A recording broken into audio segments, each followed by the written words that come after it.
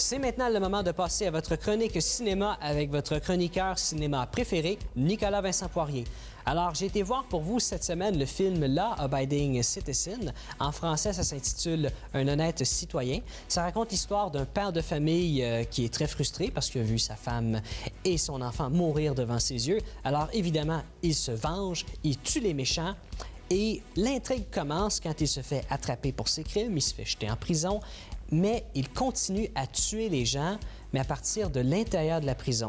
C'est-à-dire qu'il va dire d'avance, telle personne va mourir, et comme de fait, ça arrive. Alors, l'intrigue se base beaucoup sur, OK, est-ce qu'il y a un complice? Comment ça marche? Comment fait-il pour prédire qui va mourir? Le film est réalisé par Felix Gary Gray. C'est un réalisateur de vidéoclips qui a fait des clips pour Cypress Hill, Outkast et aussi qui a fait le film en 2003, The Italian Job. Bon, le rôle principal est interprété par Gérard Butler. Et j'ai voulu aller voir ce film-là à cause du scénariste, qui est Kurt Weimer. Alors, Kurt Weimer a réalisé en 2002 le film Equilibrium et en 2006 l'oubliable Ultraviolet. Je donne à ce film-là une cote de 6 sur 10. Pourquoi? Parce que, bon, c'est un bon thriller, c'est très divertissant, mais on s'entend tellement à plus. Quand on embarque dans le film, et moi, au bout de 2 minutes, j'étais embarqué dans le film, j'ai embarqué très facilement.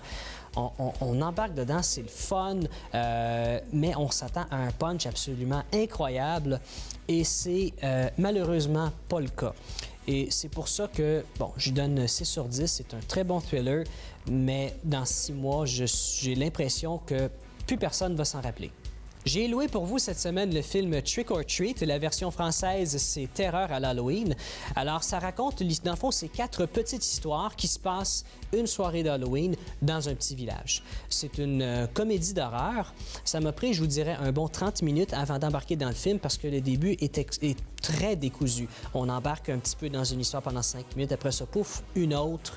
Et après, bon, 30 minutes, là, on embarque plus dans les histoires. Alors, une histoire, entre autres, c'est un directeur d'école qui est psychopathe à temps partiel. Une autre, c'est une jeune collégienne vierge qui cherche désespérément un homme durant la soirée d'Halloween. Et il y a aussi une autre histoire impliquant des jeunes adolescents qui s'en vont dans une carrière abandonnée pour faire un drôle de rituel. Alors, les histoires sont quand même assez originales, mais le gros défaut de ce film-là, c'est que c'est quand même très décousu. À la fin de chaque petite histoire, il y a un punch, que je vous dévoilerai pas évidemment. Les punchs sont bons, sauf que ce que j'aurais aimé voir dans ce film-là, c'est un punch qui englobe ces 4 histoires-là. Oui, il y a un certain lien entre ces histoires-là, mais c'est pas si génial que ça. C'est comme si il avait écrit le scénario et il l'avait fait directement. C'est comme s'il n'aurait pas fait, dans le fond, 15 versions de scénario. Il aurait gardé juste la première. Alors, la base est bonne, le potentiel est bon. Malheureusement, ça ne comble pas mes attentes. C'est pour ça que je donne à ce film-là une cote de 6,5 sur 10. C'est très acceptable. Ce qui est bien de ce film-là, c'est qu'on n'entre pas dans les gros clichés, une gang de jeunes qui s'en vont dans un bois pour et le gros psychopathe arrive pour tuer tout le monde. Alors ça, c'est bien. C'est pour ça, entre autres, que c'est un film qui peut s'adresser, à mon avis, à tous les publics, autant des ados qu'un public plus âgé. Évidemment, il n'y a rien d'épeurant dans ce film-là. C'est même pas si gore que ça, mais c'est un très bon divertissement.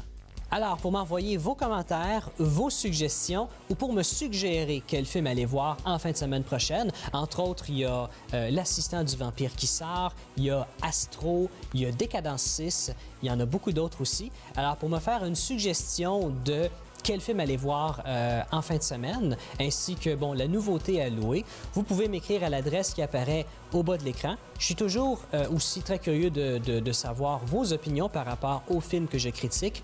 Alors, n'hésitez pas à m'envoyer un courriel.